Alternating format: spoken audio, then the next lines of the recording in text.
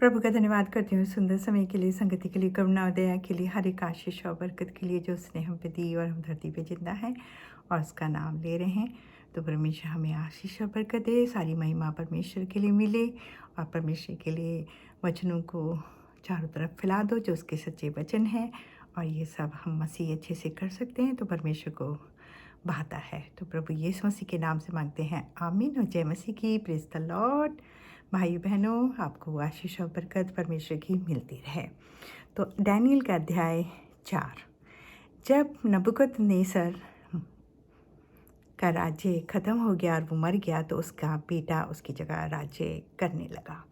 और वो सब कुछ जानता था अपने पिता की सब बातों को, लेकिन उसने कुछ नहीं माना। और जिस दिन वो राजा बना उस दिन उसने महल में बहुत बड़ा जश्न बनाया और रानियों को, रखेल जो उसकी थी, उनको बुलाया और दुनिया के बड़े बड़े लोग उसमें शामिल हुए। और उसने उसने क्या किया कि जो जो उसका पिता भवन में से, मंदिर में से जो परमेश्वर का था इस्राएल में, उसमें से सोने चांदी के बर्तन लाया था, उसके अंदर शराब पी और शराब पीकर उन सब ने बहुत सारे देवी देवताओं को के आगे सर झुकाया, जो ना तो चलते थे, ना सूंघते थे, ना ही उनमें कुछ ताकत थी।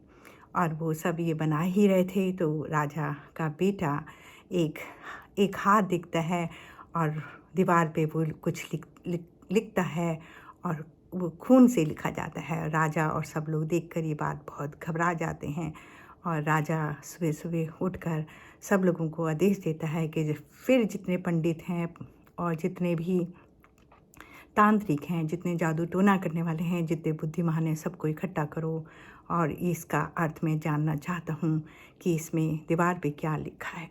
सब लोग इकट्ठे होते हैं लेकिन उनकी भाषा में नहीं होता है और वो उसका मतलब नहीं बता पाते हैं।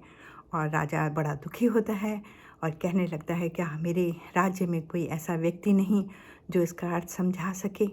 लेकिन फिर रानी आती है और रानी कहती है, राजा तू हमेशा जीवित रहे, तू मत डर, क्योंकि तेरे पिता को के सपनों का अर्थ बताने वाला एक हमारे राज्य में जो इस्राएल का लड़का है और बंदवाई में लाया गया है, यानी पकड़ के लाया गया है, वो इसका अर्थ बता सकता है और उसके पास पवित्र आत्मा है और भगवान की शक्ति है।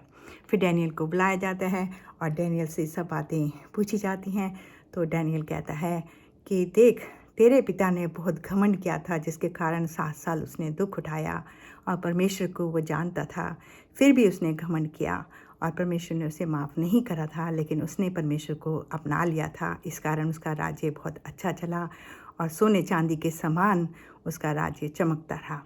लेकिन तूने बहुत नादानी का काम किया है। तूने जो इस्राएल के मंदिर में से बर्तन आए थे उनमें शराब पी है और देवी देवताओं के आगे सर को झुकाया है। इस कारण परमेश्वर की ये आज्ञा है और ये जो लिखा हुआ आया है, इसका ये मतलब है कि तुझे परमेश्वर ने तोला है तराजू में और तू बहुत कमज़ोर निकला है और तेरा राज्य हमेशा के लिए जाता ही रहेगा, तेरे साथ नहीं रहेगा। तेरे पिता ने तो बहुत राज्य करे लेकिन तू नहीं कर सकेगा। और वो कह ही रहा होता है, तभी वहाँ के फारसी और दूसरे राज्य के लोग आ जाते हैं और उसको पकड़ लेते हैं और मार देते हैं और उसका राज्य, नबूकदनेस्सर का राज्य हमेशा के लिए ख़त्म आ जाता है और फारसियों के और दूसरे राज्यों के हाथ में आ जाता है। और उसकी जगह पर दारामती राजा बनता है जो 62 साल का था और जिनके अपने कानून थे और वो कानून अपने, जो भी राजा जीतता था देश को, उसमें अपने कानून बनाता था और वही कानून राज्य के लोग मानते थे, प्रजा के लोग मानते थे। अब वो राजा देखता है कि इस राज्य में बहुत सारा जो टैक्स है वो चोरी होता है और वो डैनियल के बारे में बहुत सुनता है और बड़ा डैनियल की बातें सुनकर उसको बड़ा अचंभा होता है और वो कहता है, डैनियल में तो पवित्र आत्मा पाई जाती है, इसलिए इसने राजाओं के सपनों का अर्थ भी बताया है और राजमहल में काम भी कर रहा है। और वो टैक्स पर उसको ऊपर बिठा देता है, यानी उसका सारा अधिकार टैक्स का डैनियल को दे देता है। और डैनियल खुदा के साथ चलता है, कभी चोरी नहीं करता, ना ही झूठ बोलता है, ना ही वो किसी बात के लिए समझौता करता है। अब डैनियल के उसके हाथ में आ जाता है। जो लोग चोरी करते थे उनको बड़ी तकलीफ़ होती है। वो कहते हैं, अगर ये बैठ गया तो हम कुछ नहीं कर सकते और हम चोरी भी नहीं कर सकते क्योंकि ये एक एक पाई का हिसाब रखता है। और वो आपस में सोचने लगते हैं कि दारामती के राज्य में टैक्स की अब चोरी नहीं होगी। और वो कहते हैं क्यों नहीं हम डैनियल को और मरवा दें तो हम लोग ये काम कर सकते हैं। इस कारण डैनियल को वो लोग मरवाने की कोशिश में लग जाते हैं। और वो देखते हैं डैनियल एक एक पाई का हिसाब रखता है और कहीं भी उसमें गलती नहीं पाई जाती है। लेकिन वो देखते हैं कि डैनियल अपनी खिड़की को खोलकर जहाँ इसराइल की का कि राज्य इसराइल देश था वहाँ से वो प्रार्थना करता था और परमेश्वर की दुहाई लगाता था।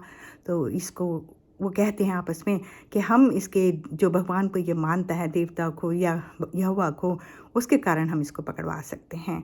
और वो आपस में मिलकर एक राजीनामा तैयार करते हैं और राजा के पास जाते हैं, दारामती के पास, और कहते हैं कि राजा तेरे कानून है कि तू अपने देवताओं के आगे सारी जनता झुके और कोई दूसरा धर्म नहीं माना जाए। राजा मती कहता है हाँ ये तो बात हमारे कानून की है और ये हमारा राज्य है, अब हमारा ही कानून चलेगा। और वो उस पर अपनी मोहर लगा देता है क्योंकि पहले ज़मानों में ऐसा होता था कि अंगूठी पर मोहर होती थी राजा की और जिस पे उसने छाप लगा दी वो कानून बन जाता था और राजा को ही भगवान माना जाता था। सब लोग राजा के आगे झुकते थे और राजा मोहर लगाकर कानून बना देता है।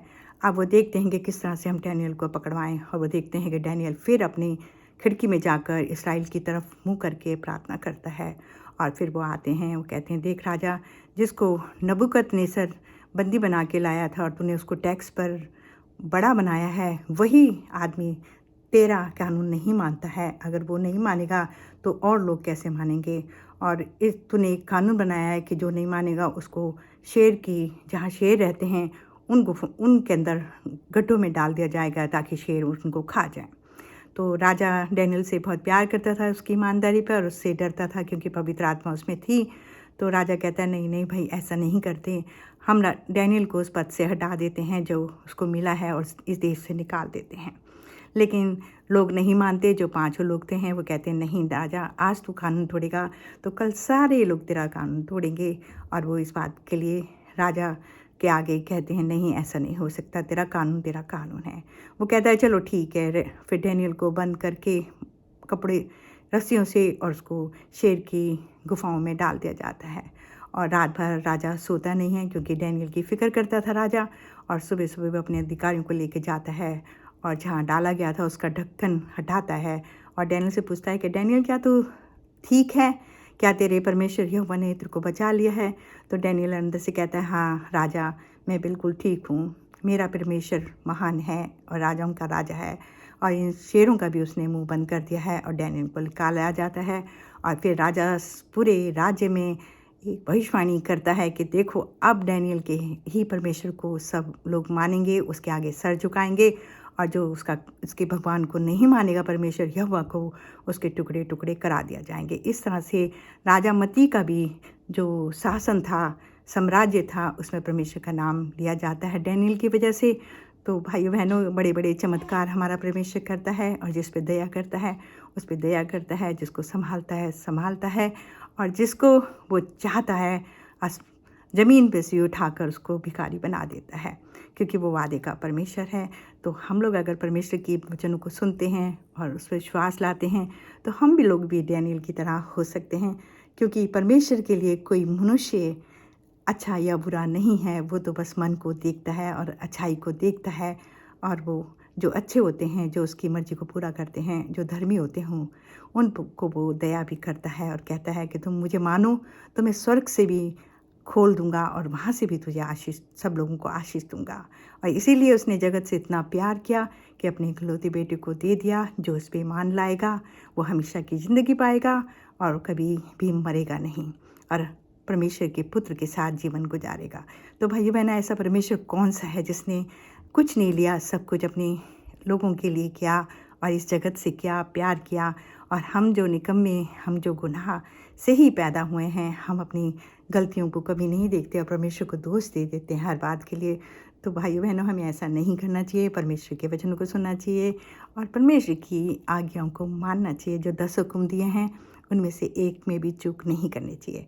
हमें कोई गलती नहीं करनी चाहिए, बल्कि सोचना चाहिए कि परमेश्वर देख रहा है और वो हम पर रहम करता है और आशीष और बरकत देता है और हमें लंबी उम्र भी देता है। तो प्रभु यीशु मसीह के नाम से मांगती हूँ, आमीन। जय मसीह की। Praise the Lord.